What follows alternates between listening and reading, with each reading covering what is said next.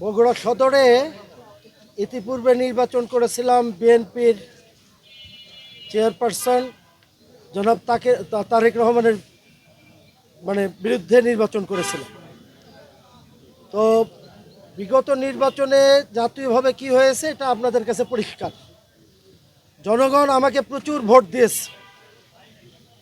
ভোটে নির্বাচিত হয়েছেন জনাব তারেক রহমান। এ ব্যাপারে বিভিন্ন ধরনের মন্তব্য আমরা বিভিন্ন জায়গায় শুনি।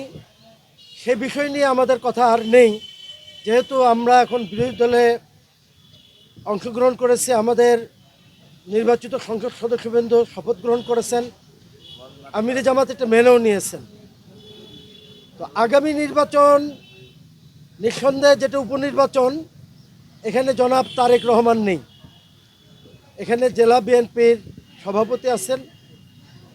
আমি মনে করি যে বগুড়া সদরের জনগণ যে আশায় জনাব তারেক রহমান সাহেবকে ভোট দিয়েছিলেন যে তিনি বগুড়ার এমপি হিসাবে এবং প্রধানমন্ত্রী হিসেবে থাকবেন, কিন্তু জনগণের সেই আশাটা পূরণ হয়নি, যার জন্য বগুড়াবাসী চরমভাবে হতাশ। এবং আগামী নির্বাচনে জনগণ এই হতাশা থেকেই আমার বিশ্বাস এবার আমাকে নির্বাচিত করবেন ইনশাআল্লাহ। বগুড়ার জনগণ গতবার যেভাবে ভোট দিয়েছিল, আমার বিশ্বাস এবার দ্বিগুণ উৎসাহ উদ্দীপনা নিয়ে তারা দাঁড়িপাল্লা প্রতীকে ভোট দেবেন এবং বগুড়ায় যে নেতৃত্বের পরিবর্তন দরকার, নতুন নেতৃত্ব দরকার, এই ব্যাপারে বগুড়ার জনগণ নতুন করে সিদ্ধান্ত নেবেন বলে আমি বিশ্বাস করি। আমি আপনাদের মাধ্যমে বগুড়াবাসীর কাছে আহ্বান জানাবো যে বিভিন্ন প্রলোভনে প্রতারিত না হয়ে, বগুড়ার সন্তান হিসেবে এখানেই আমার বেড়ে ওঠা, এখানেই জন্ম, এখানেই বেড়ে ওঠা, আমি বগুড়ার সদরের জনগণের পাশেই থাকবো, আগেও ছিলাম। আমাকে তারা নির্বাচিত করবেন ইনশাআল্লাহ। আর একটা কথা বলতে চাই যে বগুড়ায় ইতিপূর্বে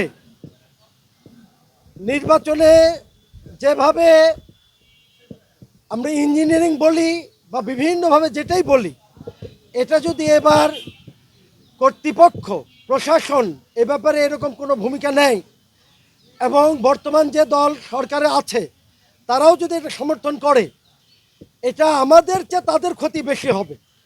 কারণ বাংলাদেশের ইতিহাসে মাগুরার ইতিহাস এখনো মানুষ ভুলে যায়নি। নতুন করে বগুড়া নতুন কোনো মাগুরায় রূপান্তরিত হবে বলে আমি বিশ্বাস করি না। এক্ষেত্রে বিএনপির কেন্দ্রীয় নেতৃবৃন্দ সজাগ থাকবেন। বগুড়ার প্রশাসনের ব্যাপারে আমার মনে হয় সচেতন থাকবেন। নতুন কোনো মাগুরার জন্ম বগুড়ায় আর হবে না বলে আমি বিশ্বাস করি। যদি এখানে ইঞ্জিনিয়ারিং না হয়, সুষ্ঠু নিরপেক্ষ নির্বাচন হয়, আমার বিশ্বাস বগুড়ার নেতৃত্বের পরিবর্তন আসবে। বগুড়ায় জামায়াত ইসলামী দাঁড়িপাল্লা বিপুল ভোটে নির্বাচিত হবে ইনশাআল্লাহ।